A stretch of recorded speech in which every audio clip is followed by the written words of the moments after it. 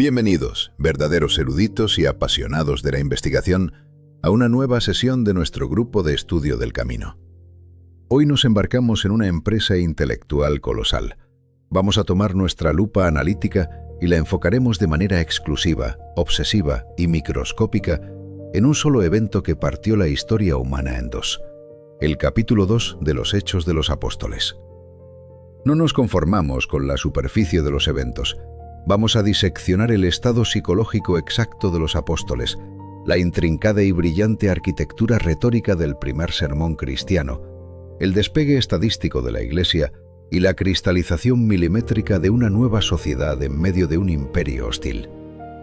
Prepárense para una verdadera inmersión en el abismo del conocimiento. Profesor Marco, le cedo la palabra para abrir este bloque analítico. ¿Cuál es la conexión orgánica, la necesidad teológica y literaria exacta entre el final de los 4 evangelios y este estallido cósmico en el capítulo 2? Gracias, y me emociona profundamente estar de regreso el día de hoy. Para entender la magnitud tectónica del capítulo 2, debemos usar una serie de analogías biológicas, arquitectónicas y teológicas de forma magistral y minuciosa. Según el exhaustivo comentario de Jamieson, Fawcett y Brown, debemos entender que este libro de los Hechos es a los evangelios exactamente lo que el fruto es al árbol que lo produce. Piensen en la botánica del Nuevo Testamento por un momento. En los evangelios, nosotros vemos el grano de trigo cayendo en la tierra, escondiéndose en la oscuridad del suelo y muriendo. Pero es aquí, precisamente en este arranque monumental de los Hechos, donde vemos a ese mismo grano resurgiendo y trayendo consigo mucho fruto, en un cumplimiento directo y literal de Juan 12:24. Teológicamente hablando, en los evangelios contemplamos a Cristo comprando a la Iglesia, pagando el precio incalculable con su propia sangre.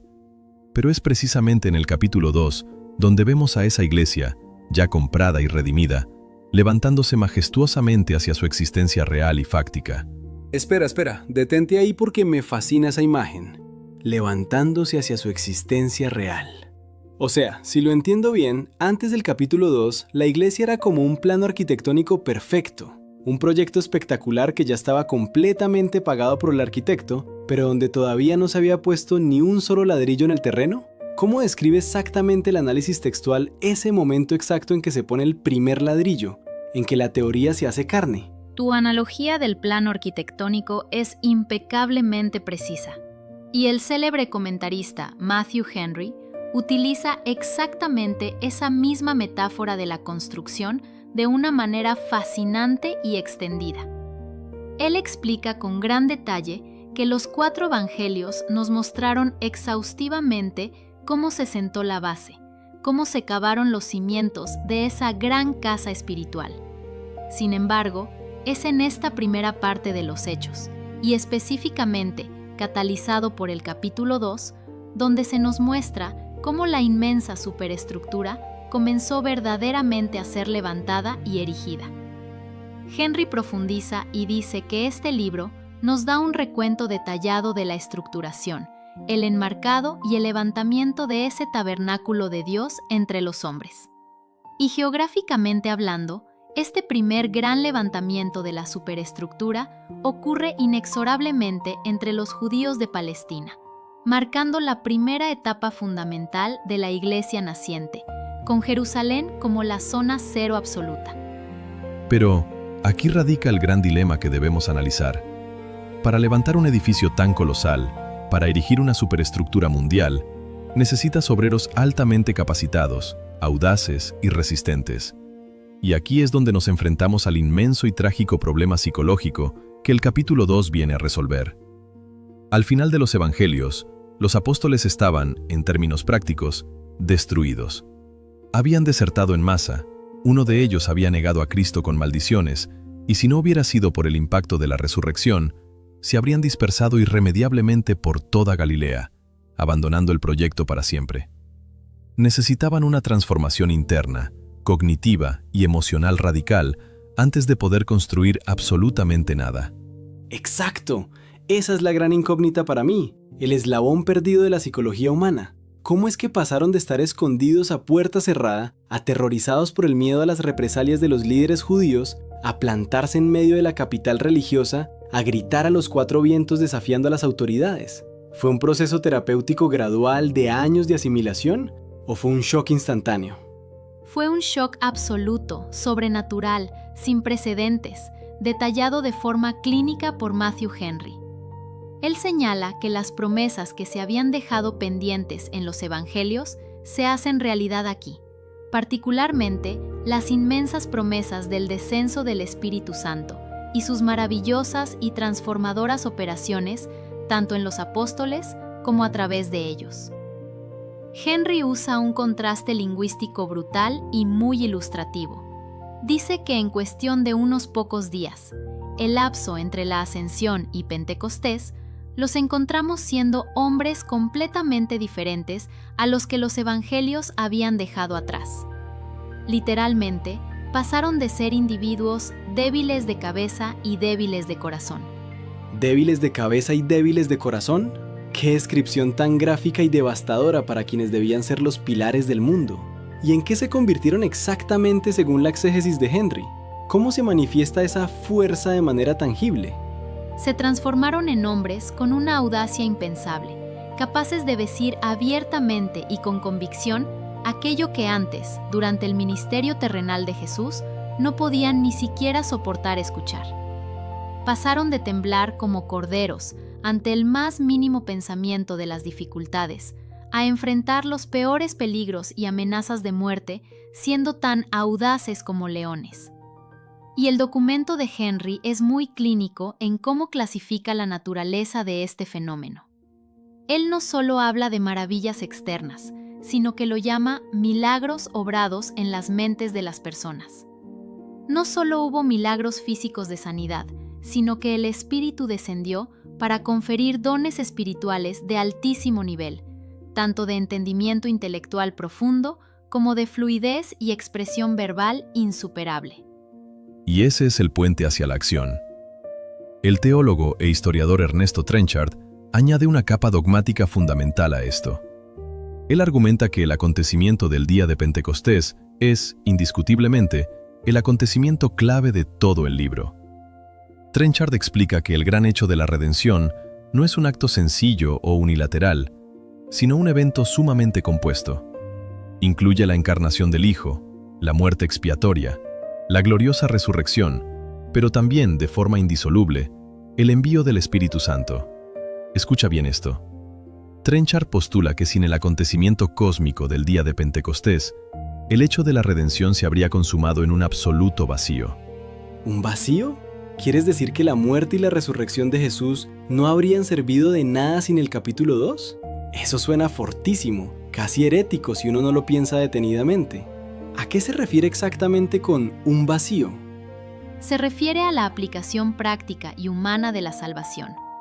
Trenchard usa una imagen numismática bellísima. Dice que los evangelios y los hechos forman conjuntamente la cara y cruz de una misma medalla de oro que fue forjada en los consejos eternos del Padre. En los evangelios, la redención se presenta históricamente, labrada por las poderosas manos salvadoras del Hijo de forma objetiva. Pero en el capítulo 2 de los Hechos, esa misma redención se presenta subjetivamente, haciéndose realidad vibrante en los corazones de los sumisos a la palabra, precisamente a través de las eficaces operaciones del Espíritu Santo. Sin Pentecostés, tendrías una salvación lograda en el cielo, pero inalcanzable para la mente y el corazón humano en la tierra. Y como resultado de este poder subjetivo y real que llena el vacío, la palabra predicada por los apóstoles se volvió un arma de destrucción masiva contra la ignorancia. Henry anota que el Espíritu hizo que la palabra de estos hombres fuera poderosa para la demolición de las fortalezas de Satanás. Una palabra que en épocas anteriores, antes de Pentecostés, había sido predicada comparativamente en vano. Ahora, armados como leones audaces, poseían el entendimiento intelectual supremo y la capacidad de expresión oratoria para formular, articular y defender el mensaje más importante, polémico y radical de toda la historia humana. ¡Wow! Toda mi mente está visualizando esto como una película épica. Tienes a estos Galileos, recién operados en su mente por el Espíritu, bajando a las calles. Pero detengámonos en el escenario geográfico y político de ese momento. No salieron a predicar a un campo vacío, ¿verdad? El estallido inicial del primer Pentecostés cristiano ocurre en el templo. Quiero que desmenucemos la tensión absoluta de ese lugar. Debes visualizar el templo de Herodes. No era simplemente una iglesia grande. Era el centro neurálgico del universo judío. Un complejo masivo ampliado por Herodes el Grande, resplandeciente, lleno de mármol reluciente y oro deslumbrante. La iglesia primitiva, estos nuevos leones audaces, escogieron como su cuartel general y base de operaciones públicas un espacio muy específico dentro de este monstruo arquitectónico, el Pórtico de Salomón. Este pórtico era una inmensa columnata techada ubicada en el lado oriental del área del templo, un espacio que proporcionaba refugio de los elementos y permitía reuniones públicas masivas sin violar las leyes de acceso al santuario interior sagrado. Y la tensión era palpable, casi asfixiante, porque todo este enorme complejo religioso operaba bajo la constante, implacable y armada sombra de Roma. Adyacente al muro norte del templo, Herodes había construido la fortaleza Antonia, una guarnición militar masiva. Desde sus altas torres, los soldados romanos vigilaban directamente, minuto a minuto, los patios del templo. La iglesia literalmente nació bajo la vigilancia directa de la Guardia Imperial Romana. Tienes soldados romanos armados mirándote desde arriba, listos para masacrar ante el primer síntoma de rebelión. Y al mismo nivel del suelo, tienes a los líderes religiosos del templo. ¿Quiénes eran los dueños de casa ahí y por qué el mensaje de Pentecostés los enfurecería tanto? Los dueños absolutos del recinto eran los saduceos. Ellos controlaban el templo, administraban el lucrativo comercio de los sacrificios y políticamente colaboraban estrechamente con Roma para mantener el statu quo. Pero aquí viene la colisión tectónica a nivel teológico. Los saduceos, dogmáticamente, no creían en absoluto en la resurrección de los muertos. Exactamente. Así que dimensionemos esto. Pedro, el Galileo, se levanta en el pórtico de Salomón, bajo la mirada de los romanos y en las narices de los saduceos, para afirmar que un hombre al que las autoridades acababan de ejecutar como a un criminal del Estado, no solo está vivo, sino que ha resucitado corporalmente de la tumba. Al hacer esto, los apóstoles no solo estaban desafiando la teología saducea, estaban amenazando directamente su autoridad política, su credibilidad y su emporio económico en su propio territorio soberano. Es una misión suicida desde el punto de vista humano, y es por eso que Pedro no podía simplemente salir a improvisar un sermón emocional. Tenía que tener una estructura, un argumento blindado de titanio para convencer a judíos devotos, a saduceos furiosos y a peregrinos de todo el mundo. ¿Cómo estructuró su mensaje? Quiero que diseccionemos la anatomía de este primer discurso cristiano. Entramos entonces en la maravilla del análisis literario y teológico. Los eruditos, como el propio historiador Ernesto Trenchard y el famoso teólogo C.H. Dodd, analizan esto con bisturí. Dodd acuñó un término teológico monumental para denominar a esta estructura esencial, a este núcleo inamovible de la predicación apostólica primitiva. Lo llamó el querigma. La predicación de Pedro en Hechos 2:14 al 40 es, de facto, el modelo fundacional, el paradigma original de este querigma. Para apreciar verdaderamente la genialidad oratoria y estratégica de Pedro, debemos ponernos en los zapatos de su audiencia judía. Para los griegos cultos, como explica Trenchard, la idea de un Dios crucificado por la sentencia de un simple procurador romano les parecía una locura repugnante y absurda, pero para los judíos era algo peor. Era una piedra de tropiezo teológica infranqueable.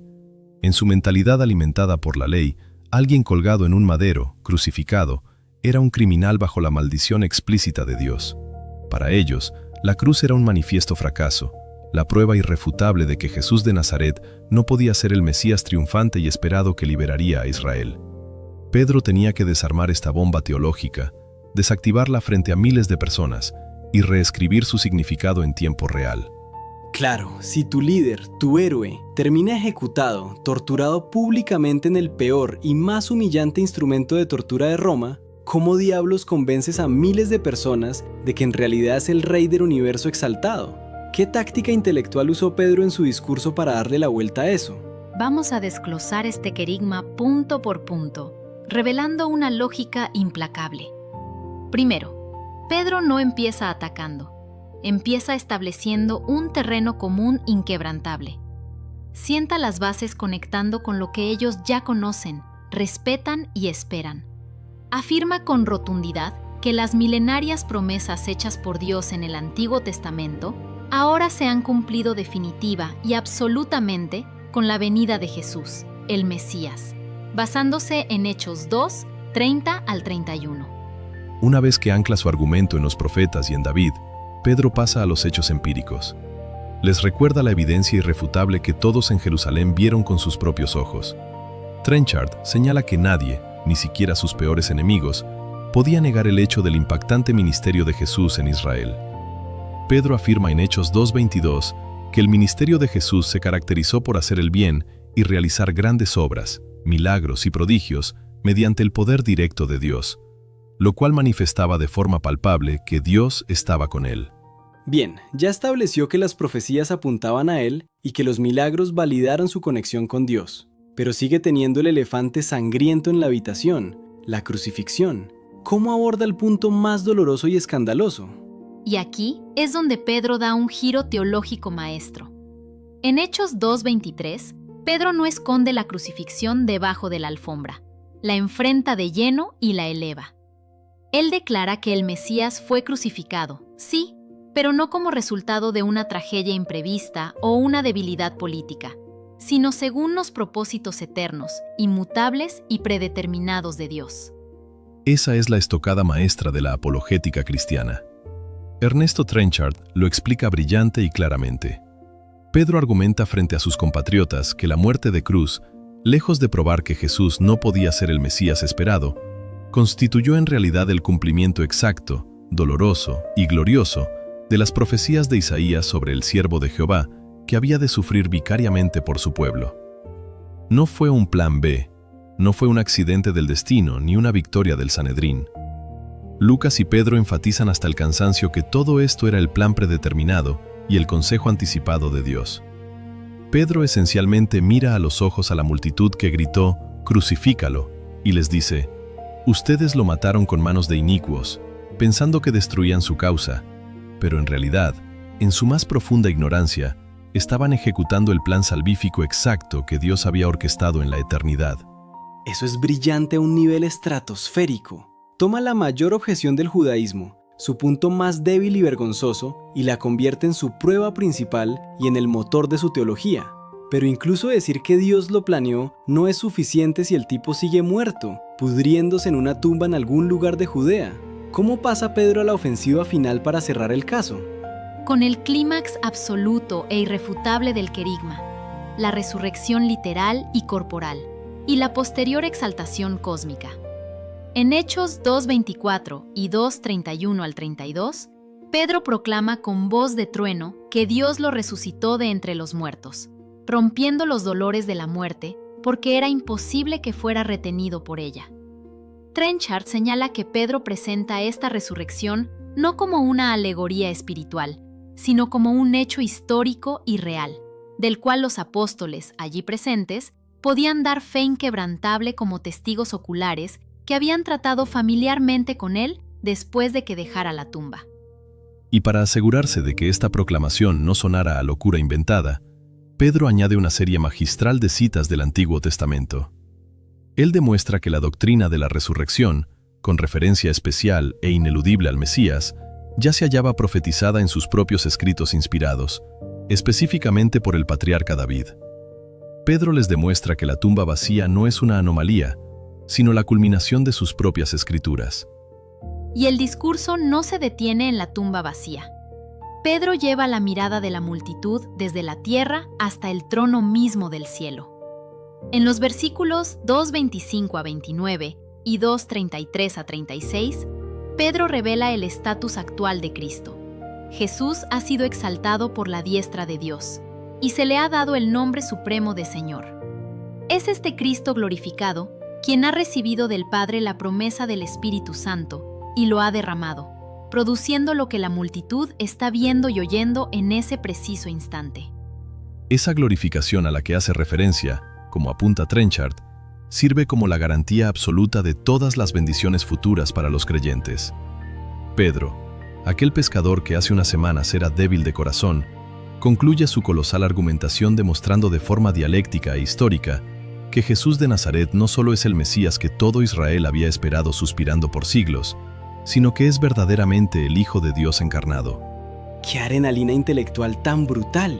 Construye un caso impenetrable usando sus propias escrituras sagradas, apelando a la evidencia pública de los milagros que todos vieron, reescribiendo y dándole sentido profético a la tragedia sangrienta de la cruz, y finalizando con el testimonio ocular e inquebrantable de la tumba vacía y la manifestación visible del Espíritu.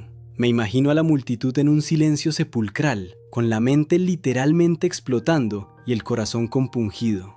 ¿Qué les pide que hagan con toda esta información masiva que acaba de descargar sobre ellos? El querigma de la iglesia primitiva no era simplemente un ejercicio académico para impartir información.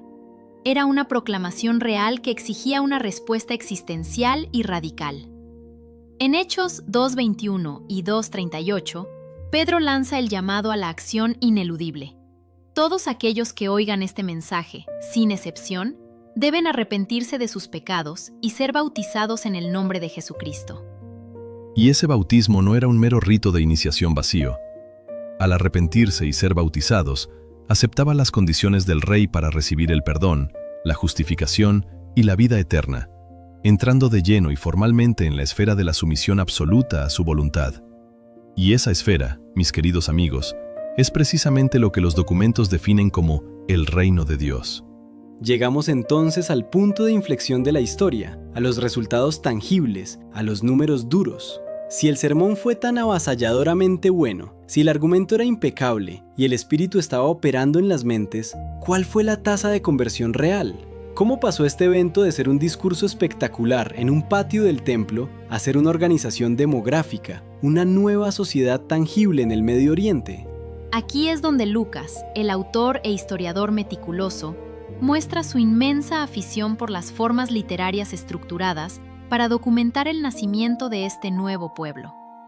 El documento de la escuela bíblica señala que Lucas hace un esfuerzo consciente por aplicar estructura a su obra, utilizando 3 formas literarias específicas que se repiten: los resúmenes, las afirmaciones de crecimiento y el uso de números precisos. El capítulo 2 cierra con el evento de crecimiento instantáneo más grande registrado. Alrededor de 3,000 personas se añaden en un solo día, lo cual Lucas subraya estadísticamente en el versículo 2:41. Ese momento marca literalmente el nacimiento numérico y oficial de la iglesia. Permíteme conectar estas estadísticas asombrosas con las promesas de los evangelios que discutimos al principio, para cerrar el círculo. Matthew Henry lo ilustra de una manera que estremece. Cristo les había dicho a sus discípulos, aquellos pescadores de Galilea, que si lo seguían, ellos serían pescadores de hombres. Pues bien, aquí en el capítulo 2 tenemos el cumplimiento de esa promesa. Tenemos a esos mismos hombres lanzando la red, y aquí los vemos encerrando multitudes enteras en la red del Evangelio. Cristo les había dicho que serían las luces del mundo, y aquí tenemos el mundo siendo iluminado radicalmente por ellos. Henry continúa con las parábolas agrícolas que mencionamos antes. Él dice que el grano de mostaza, que en los evangelios era la semilla más pequeña sembrada en la tierra, aquí en el capítulo 2 ya es un gran árbol extendiendo sus ramas. El reino de los cielos, que en los discursos de Jesús estaba cerca o a la mano, aquí en Pentecostés ha sido oficial y permanentemente establecido y configurado. Y Lucas reafirma que no fue una mera emoción del momento. Lo sella con una declaración de crecimiento constante y sostenido en Hechos 2:47. Y el Señor añadía cada día a la iglesia los que habían de ser salvos. El acontecimiento del primer Pentecostés cristiano, Hechos capítulo 2, versículo 1 al versículo 42, fue el catalizador que dio paso inmediato y orgánico a la nueva vida de los primeros cristianos. Hechos capítulo 2, versículo 43 al capítulo 5, versículos 16. Y justamente sobre esa vida de los primeros cristianos, esa nueva sociología, es donde quiero que profundicemos para terminar de entender el capítulo. Ya los pescaron en la red, ya son miles, ya no están simplemente amontonados en el pórtico del templo escuchando un discurso de Pedro, ahora son una comunidad masiva. ¿Qué hacían en el día a día? ¿Cómo se veía esta iglesia madre en Jerusalén de la que hablan los textos una vez que bajaba el sol y se iban a sus casas? Matthew Henry es de nuevo extremadamente meticuloso y detallista en extraer la sociología y la eclesiología de esta nueva comunidad a partir del texto del capítulo 2. Él explica que desde este punto en adelante, la iglesia cristiana comenzó a subsistir en una profesión visible e innegable de fe en Cristo, que era reconocido abiertamente como el Hijo de Dios y el Salvador del mundo. Estos nuevos discípulos bautizados no se aislaron como ermitaños en el desierto, ni se disolvieron en sus rutinas seculares. Fueron formalmente incorporados en sociedades religiosas profundamente unidas. Sus rutinas diarias y sus lealtades cambiaron de la noche a la mañana de manera drástica. Henry detalla las 4 columnas de su nueva vida social y espiritual. Se reunían de manera establecida y constante en asambleas religiosas. Asistían con profunda reverencia y asiduidad a la doctrina de los apóstoles para ser enseñados, y se unían tanto en las oraciones comunitarias como en el partimiento del pan, que simbolizaba la comunión íntima y la hermandad inquebrantable. Es vital notar también cómo se estructuró el liderazgo de esta nueva comunidad masiva. No era una anarquía espiritual. Todo este inmenso cuerpo de creyentes operaba bajo la guía cuidadosa y la presidencia de hombres que se habían entregado devotamente a la oración y al ministerio incesante de la palabra. Como bien señala la introducción de la Biblia Reina Valera 1960, Jerusalén es el lugar donde verdaderamente comienza la historia de la actividad apostólica, donde verdaderamente se congrega, se estructura y se organiza la Iglesia Madre. Fue en ese crisol donde se vieron los primeros pasos irrevocables para la organización de la Iglesia global. O sea, para resumir en mi cabeza este viaje alucinante, pasaron del vacío existencial, el caos, el trauma de la cruz y la desesperación de puertas cerradas en los evangelios, a la valentía explosiva, sobrenatural y transformadora de mentes en la mañana de Pentecostés. De ahí lanzaron un discurso que es una joya de lógica, profecía y apologética judía que pulverizó objeciones, y terminaron el día fundando un orden social sumamente disciplinado y hermoso, basado en la enseñanza apostólica, la hermandad radical, la comida compartida en el partimiento del pan y la oración comunitaria. Literalmente, atestiguamos en este capítulo el nacimiento de una civilización celestial infiltrada dentro de la civilización terrenal. Lo has definido con una belleza y precisión asombrosas, Alex. Henry lo subraya con una frase lapidaria, diciendo que aquí, en el capítulo 2, encontramos el ascenso y el origen de una comunidad que era vastamente y radicalmente diferente a la iglesia judía tradicional. Fue una superestructura que, aunque se erigió virtualmente sobre las ruinas teológicas de la incredulidad nacional de Israel, apareció de manera innegable e inconfundible como una obra maestra diseñada y ejecutada por Dios, y no por la invención del hombre. Y para poner el broche de oro teológico a todo esto, Ernesto Trenchard refuerza esta majestuosa conclusión, indicando que la iglesia local en Jerusalén, nacida del fuego de Pentecostés en el capítulo 2, se convirtió en la primera expresión histórica, tangible y práctica de la Iglesia universal, el verdadero cuerpo místico de Cristo. A través de las páginas de este libro sagrado, se nos revela de forma histórica la naturaleza misma de las iglesias, con su orden impecable, su gobierno espiritual, sus prácticas devotas y sobre todo, su incontenible y resonante testimonio en toda la tierra.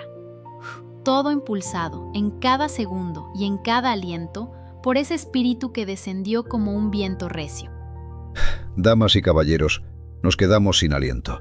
Ha sido un análisis verdaderamente interesante. Hemos ampliado nuestra visión del capítulo 2 de los Hechos con profundidad.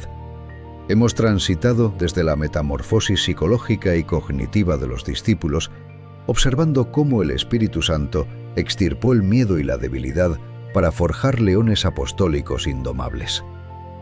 Hemos desarmado y vuelto a armar, pieza por laboriosa pieza, el sublime querigma de Pedro, admirando esa obra maestra de apologética que tomó el horror y el escándalo sangriento de la cruz judía y romana para transformarlo en el triunfo predeterminado e inmutable del plan divino. Y finalmente, fuimos testigos privilegiados del nacimiento orgánico, estadístico y profundamente sociológico de una comunidad inquebrantable que partía el pan, compartía la doctrina y se disponía a desafiar la historia, el tiempo y el imperio más grande que el mundo había conocido. Agradecemos profundamente al profesor Marco por su inmensa y panorámica visión teológica e histórica, a Elena por su rigor analítico implacable, sus datos innegables y sus citas exactas, y a Alex por arrastrarnos a las profundidades con su curiosidad insaciable, vibrante y contagiosa. Nos despedimos por hoy, exhaustos pero iluminados, sabiendo que aún hay universos infinitos por descubrir en las páginas y capítulos siguientes de esta portentosa obra. Has escuchado El Camino. Si este episodio te edificó, compártelo y suscríbete. Hasta la próxima profunda y transformadora sesión.